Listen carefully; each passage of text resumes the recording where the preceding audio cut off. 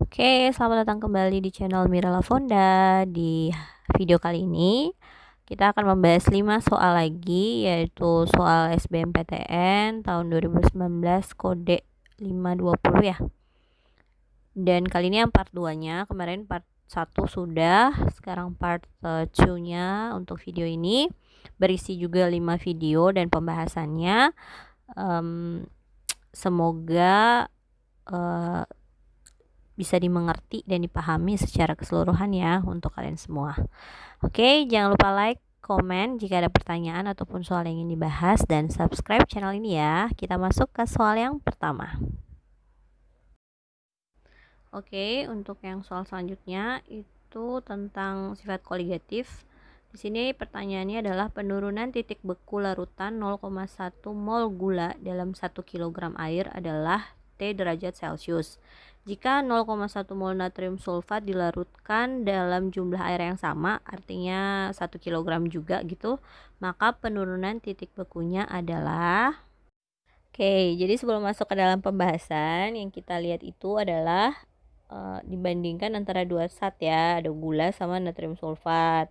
Nah, kalau dari option berarti dia adalah kelipatan berapapun itu dari si gula. Berarti kita harus bisa ambil kesimpulan bahwa ini antara larutan elektrolit dan non elektrolit ya. Oke, yang menjadi penentu adalah si I-nya itu atau faktor Van Hoff-nya. Oke, kita masuk ke pembahasannya. Oke, untuk pembahasannya kita tulis dulu yang diketahui dulu ya. Jadi yang diketahui itu mol dari si gula. Saya pakai huruf M, kan biasanya saya pakai mol itu N, tapi karena kalau di sifat koligatif kan M itu kan molal ya, tapi lebih disamakan juga mol. Jadi saya pakai M saja karena kan rumusnya kan delta TF sama dengan KF kali M. M itu kan gram per mr atau massa per massa atom relatif atau molekul relatif dikali 1000 per P gitu ya. P itu kan berat dari si pelarut. Jadi saya pakai di situ M gula sama dengan 0,1 M. P itu berat dari si pelarut atau si airnya itu kan diketahui 1 kg, sehingga mendapatkan nilai delta TF sama dengan T derajat Celcius begitu di air. Dan diketahui juga mol dari si Na2SO4 atau natrium sulfat adalah 0,1. Ditanya delta TF-nya tuh berapa.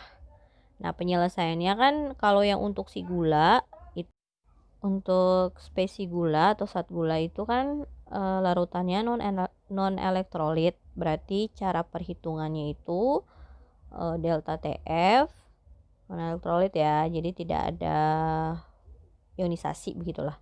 Jadi delta TF sama dengan KF dikali M saja gitu. Oke, M-nya kan 0,1, terus delta TF-nya T derajat Celcius begitu. Sama-sama molnya 0,1. Nah, untuk natrium sulfat atau Na2SO4 itu larutan elektrolit. Artinya terjadi ionisasi pada saat dia dilarutkan ke dalam air begitu ya. Jadi delta TF dari si Na2SO4 itu sama dengan KF dikali mol dikali I. I itu adalah faktor Van Hoff yang rumusnya adalah faktor Van Hoff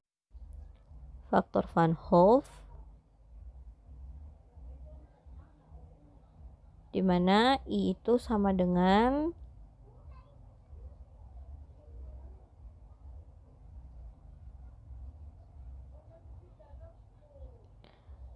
1 ditambah alfa dikali Q kurang 1, dimana Q itu adalah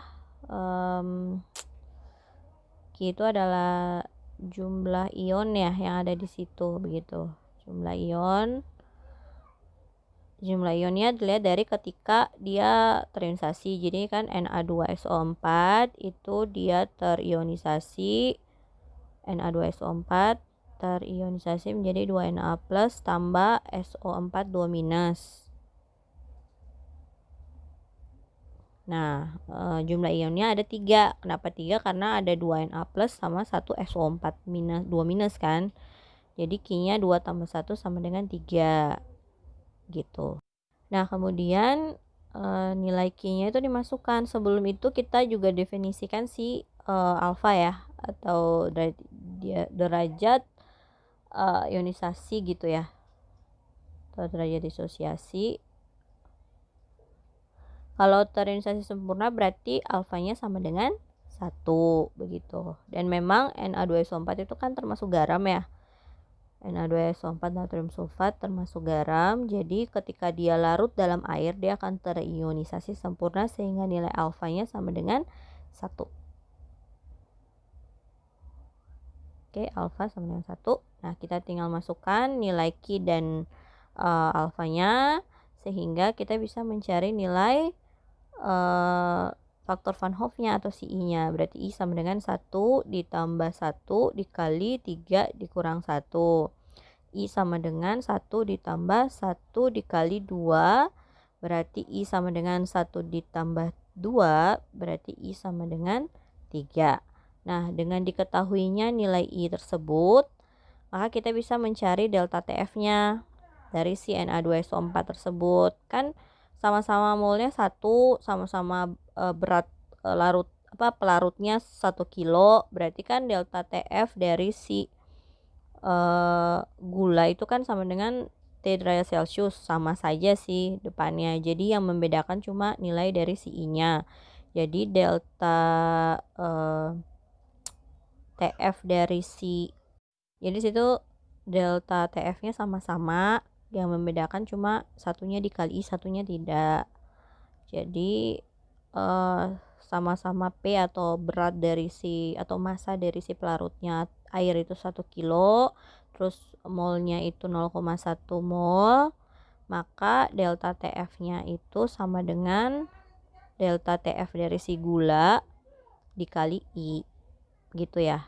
Jadi delta TF-nya si Na2SO4 sama dengan 3 T derajat Celcius kali 3 sama dengan 3 T derajat Celcius. Jawabannya adalah yang B.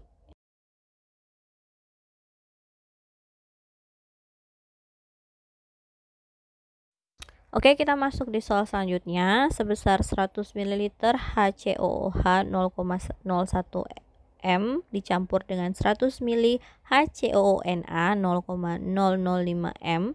Campuran tersebut ditambahkan air sehingga volumenya 500 ml.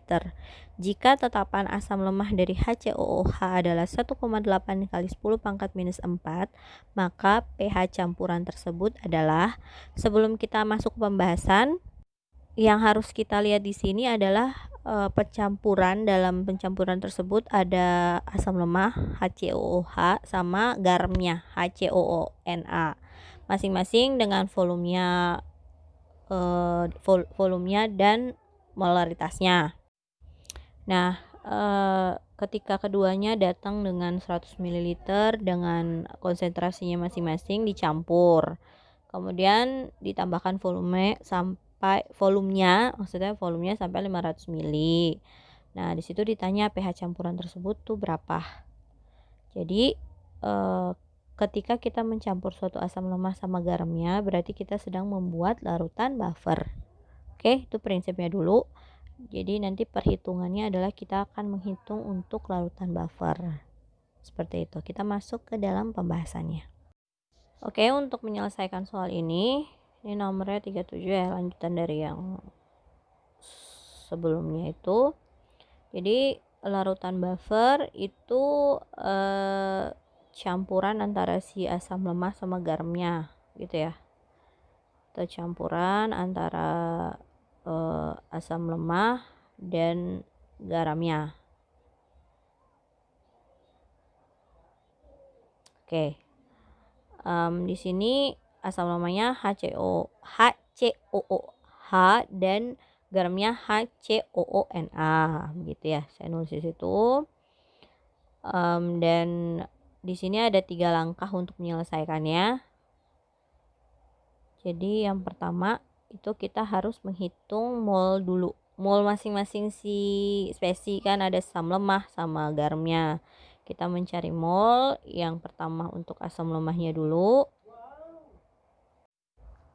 Ya, untuk asam lemah molnya itu sama dengan molaritasnya dikali volume.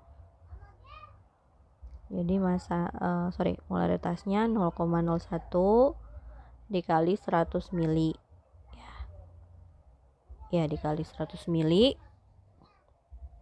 dapatnya 1 milimol. Kenapa saya tidak mengkonversi, biar langsung saja angkanya, tidak terlalu ribet untuk 0, dan segala macamnya, jadi langsung saja ya. Oke, untuk garamnya itu molnya sama dengan molaritas dikali volume 0,005 dikali 100 mili juga, dapatnya 0,5 milimol, Oke, langkah berikutnya kita kan sudah dapat molnya. Langkah berikutnya, langkah kedua, kita mencari molaritasnya dalam volume yang baru. Jadi per volume 500 mili ya, yang sudah ketika dia jadi campuran begitu. Jadi untuk si asamnya atau asam lemahnya itu, jadi disitu mencari konsentrasi dalam volume 500 mili, volume yang baru maksud saya yang tadi. Jadi asam lemahnya itu konsentrasi atau molaritasnya sama dengan mol dibagi dengan volume. Konsentrasi HCOOH sama dengan mol dibagi volume, 1 milimol dibagi dengan 500 ml. Satuannya tetap molaritas atau mol per liter. Dapatnya sekitar 0,002 molaritas. Kemudian untuk garamnya, konsentrasi HCONA sama dengan mol per volume, 0,5 milimol dibagi 500 ml.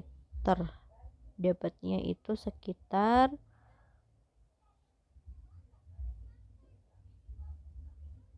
0,001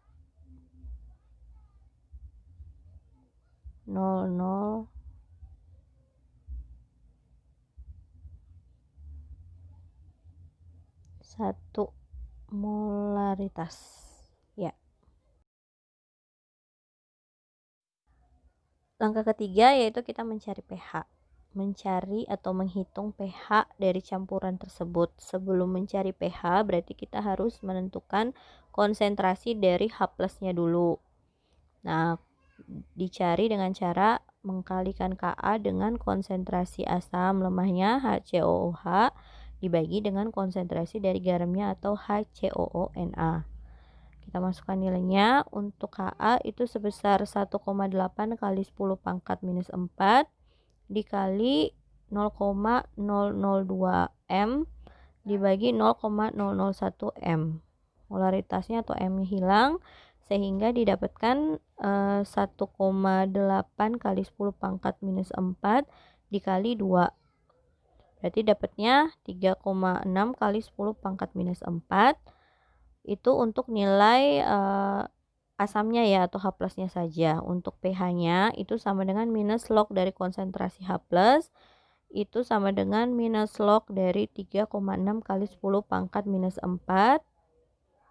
Ya, untuk cara gampangnya tanda minus 4-nya ditaruh di depan, jadi minus kali minus 4 dikurang log 3,6.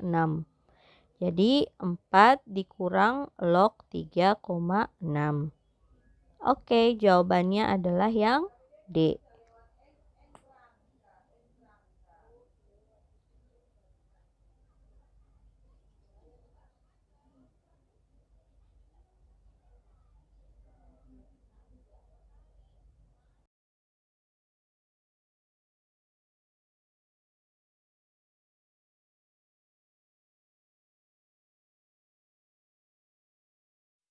Oke, kita lanjut ke soal berikutnya. Diketahui potensial reduksi standar berikut antara CR dengan MN ya. Di situ ada CR3 plus mengalami reduksi menjadi CR dengan potensial reduksi standarnya minus 0,74 volt dan potensial reduksi standar dari Mn plus 7 menjadi Mn plus 2 ya, sebesar 1,51 volt. Maksudnya potensial reduksi standarnya sebesar 1,51 volt. Sebenarnya soal ini sih kalau menurut saya yang paling mudah, karena kita tidak perlu harus menyetarakan reaksi atau apa, karena di situ ditanyakan potensial sel standar dari sel galvani yang dibuat dengan menggabungkan kedua setengah reaksi di atas adalah. Artinya di situ kita cuma mau mencari kemungkinan siapa yang jadi reduktor sama oksidator gitu ya, atau yang mengalami mengalami oksidasi sama yang mengalami reduksi. Nah, pembahasannya adalah sebagai berikut. Tapi kalau sebelum pembahasannya sepertinya kita lihat dulu lah angka-angka pentingnya. Jadi di situ kebanyakan angkanya tuh 2,5 sama 7,5, tapi kayaknya 2,5-nya lebih banyak untuk option A, C, dan E. Jadi kalau menurut saya antara A, C, dan E itu adalah jawabannya, karena B dan C cuma 2, 7,5-nya di belakang gitu. 7,5, 75 di belakang tanda koma. Oke, mari kita bahas dulu jawabannya. Oke, jadi untuk menyelesaikan soal ini sebenarnya tricky aja sih, maksudnya tidak perlu banyak berpikir karena melihat reaksinya ribet itu ya dari soal ini samping ini. Jadi caranya itu kita cuma nanti melihat dari nilainya si potensial reduksi standarnya aja sih. Jadi saya tulis reaksinya dulu lah, ulang. Reaksinya seperti ini, Cr3 plus dalam bentuk aqueous ditambah 3 elektron menjadi Cr0 dalam bentuk solid, jadi artinya Cr-nya mengendap ya. Potensial reduksi standarnya sebesar minus 0,74 volt. Kemudian reaksi yang kedua itu Mn plus 7 atau MnO4 minus dalam bentuk aqueous ditambah 8 H plus atau dalam keadaan asam ditambah 5 elektron, D menjadi Mn2 plus ditambah 4H2O dengan potensial reduksi standarnya sebesar 1,51 plus ya. Oke, jadi dari nilainya itu kita harus mencari yang paling positif yang besar. Jadi di materi saya yang sebelumnya di elektrokimia, kalau mau ditonton silahkan. Jadi kita harus memilih yang lebih positif karena dia yang kemungkinan mengalami reduksi. Itu aja sih gampangnya di situ. Jadi tinggal mencari nilai yang paling positif dan besar, itu dia yang mengalami reduksi. Nah, perhitungan potensial sel atau N0 sel itu sama dengan potensial reduksi yang mengalami reduksi dikurang dengan potensial reduksi yang mengalami oksidasi. Nah, kembali lagi yang saya mau bilang di sini bahwa nilai dari potensial reduksi itu tidak boleh dibalik. Even dia mengalami oksidasi, nilainya tetap sama ya, tidak boleh dikurangi atau tidak boleh kalau nilainya negatif ya negatif saja, positif saja, tidak boleh karena dia mengalami oksidasi jadi nilainya dari minus saya ubah jadi positif, tidak bisa. Jawabannya akan salah. Jadi nilainya tetap di situ 1,51 volt dikurang minus 0,74 dapatnya plus 2,25 volt. Jawabannya yang C.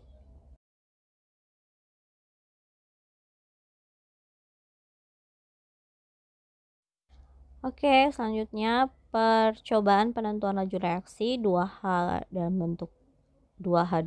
bentuk gas ditambah 2NO dalam bentuk gas juga menghasilkan 2H2O dalam bentuk gas ditambah nitrogen atau N2, memberikan data sebagai berikut. Harga tetapan laju reaksi dalam mol minus 2, liter minus 2, second minus 1 dari reaksi tersebut adalah. Sebelum masuk ke pembahasan juga kita tinggal melihat option dulu. Di situ yang paling mirip itu adalah B, C, dan D, di mana pangkat dari 10-nya itu semuanya 6. Jadi tidak mungkin optionnya A sama E. Oke, mari kita masuk ke dalam pembahasannya. Oke, jadi cara penyelesaiannya seperti biasa kita harus melihat tabel ya. Jadi kita melihat tabel, kita melihat kita membuat persamaan hukum laju, kita membuat hukum laju. Pertama kita lihat tabel, terus kita menulis hukum laju pada umumnya seperti apa. Jadi V atau kecepatan sama dengan konsentrasi dari reaktan ya. Di situ reaktannya H2 sama NO. Oh, saya lupa harus ada tetapan lajunya ya. Jadi V sama dengan K dikali konsentrasi H2 dan konsentrasi NO. Oke. Jadi reaksinya 2H2 ditambah 2NO menjadi 2H2O dan N2. Jadi hukum lajunya itu biar di mana-mana secara umum sama dengan laju reaksi sama dengan tetapan laju dikali konsentrasi dari reaktannya ya. V sama dengan K dikali konsentrasi H2 sama konsentrasi NO, dalam hal ini adalah sama-sama reaktannya. Dan jangan lupa dipangkatkan sesuatu ya. Bisa juga koefisiennya, tapi dalam hal ini tidak koefisien. Jadi untuk si A itu untuk H2 dan B itu untuk si NO. Jadi A dan B itu adalah orde reaksinya. Oke, A dan B. Oke, langkah awalnya adalah kita mencari orde reaksi dari masing-masing reaksi. Di sini kan ada H2 sama NO. Mencari orde reaksi. Jadi caranya itu gimana? Pertama kita misalnya cari untuk orde H2. Berarti NO-nya itu harus dihilangkan. Dihilangkan dengan cara apa? Kita melihat konsentrasi NO yang sama. Dari tabel yang ada nilai konsentrasi NO yang sama itu di percobaan ke-1 dan ke-2 ya. P1 dan P2. Berarti kita tinggal bandingkan saja P1 dan P2-nya. Jadi V1 per V2 sama dengan K dikali konsentrasi H2. H2-nya kemudian saya tutup kurung, pangkatkan A, 1 artinya itu percobaan yang pertama, sama dikali konsentrasi NO1 pangkat B per K dikali konsentrasi H2 percobaan 2 pangkat A, kemudian konsentrasi NO percobaan 2 dipangkatkan B. Di sini nilai K-nya itu sama. Jadi saya potong. Ya, tetapannya selalu sama ya. Tetapan berubah jika suhunya berubah, seperti itu. Jadi kita masukkan nilai untuk V1 itu 32 mol per liter second dibagi 64 mol per liter second sama dengan 0,1 dibagi 0,01 dibagi 0,02 dipangkatkan A. 0,01 dibagi 0,02 pangkat A dikali 0,02 per 0,02 pangkat B, gitu ya, dipotong gitu. Saya tidak tulis satuan karena pasti pemotongannya sama dan pasti satuannya hilang gitu. Di situ 1/2 sama dengan 1/2 pangkat A, berarti A sama dengan 1. Berarti orde reaksi terhadap H2 adalah 1. Seperti itu. Selanjutnya kita ingin mencari orde reaksi terhadap NO. Berarti yang harus dihilangkan adalah konsentrasi dari si H2-nya. Nah, konsentrasi dari si H2-nya itu yang sama itu di percobaan 3 dan 2 ya. Oke, saya tulis dulu. Mencari orde dari si NO, yang dihilangkan adalah si H2-nya, begitu. H2 yang sama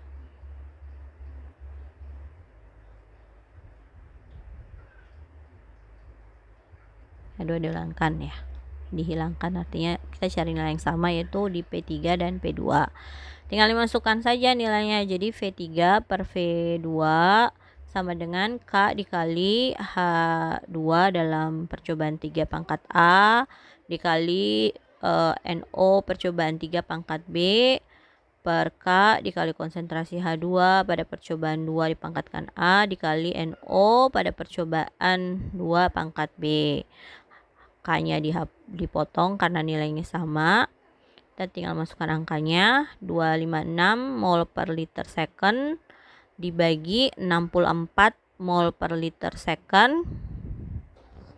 Oke, jadi 256 mol per liter second dibagi 64 mol per liter second sama dengan 0,02 per 0,02 dipangkatkan A dikali 0,02 per 0,04 dipangkatkan B.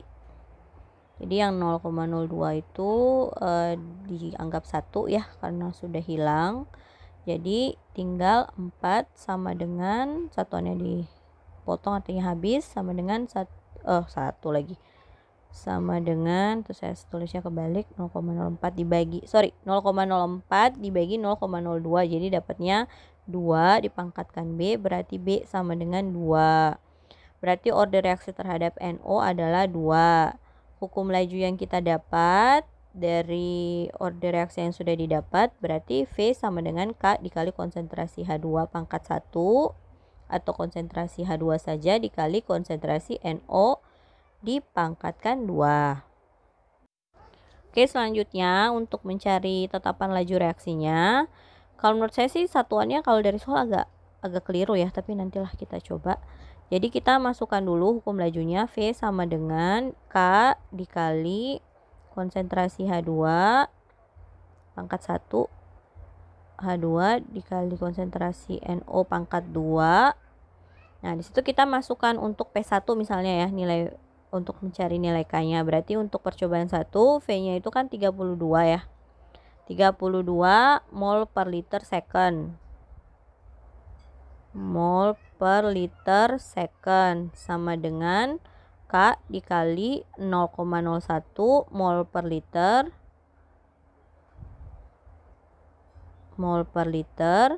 dikali 0,02 mol per liter pangkat 2 ya. Jadi dapatnya 32 mol per liter second sama dengan K dikali 0,01 mol per liter kali 0,0004 mol kuadrat per liter kuadrat. 0004 ya. Nolnya 3 kali lah tambah 02. 4 mol kuadrat per liter kuadrat. Oke, jadi tinggal dikalikan saja. Kita dapat 32 mol liter dari ya, itu jadinya mol pangkat 3 ya, karena dikali jadi 32 mol per liter second sama dengan K dikali 4 kali 10 pangkat 6 ya, karena di sebelah kanan kali 10 pangkat minus 4, di kiri dikali 10 pangkat minus 2, jadi 4 kali 10 pangkat minus 6 mol pangkat 3 liter pangkat 3. Berarti nilai K-nya itu sama dengan 32 mol per liter second dibagi 4 kali 10 pangkat minus 6 mol pangkat 3 liter pangkat 3. Liter second per 4 kali 10 pangkat minus 6 mol pangkat 3 per liter pangkat 3. Nah, ini masalah pemotongannya ini agak ribet. Jadi yang saya dapat di sini K-nya itu sama dengan 8. Ya, dipotong dulu mol sama liternya, secondnya tetap ya. Dapatnya mol pangkat 2. Jadinya di situ liter pangkat 2 juga. Liter pangkat 2. Oke. Jadi K sama dengan K sama dengan 8 dikali 10 pangkat 6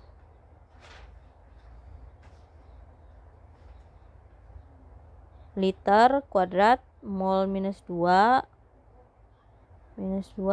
second minus 1. Oke. Itulah jawabannya ya. Jadi jawabannya yang D. Ya kan, masuk sama yang tadi kita sudah perkirakan antara B, C, dan D. Jawabannya D.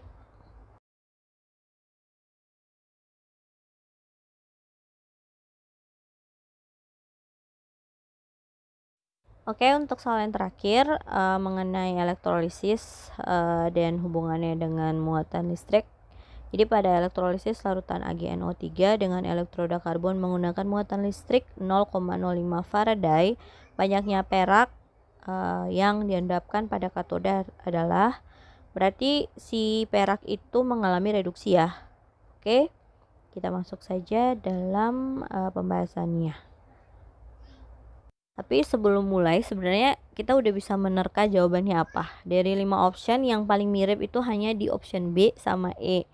Mungkin kita terkecoh, mungkin 2,7 kelipatannya 5,4, kelipatannya 10,8, kelipatannya 21,6, tapi ada kemiripan di situ antara 54 sama 5,4. Jadi kalau memang tidak ada pemikiran ke sana, sebaiknya dilihat dulu optionnya.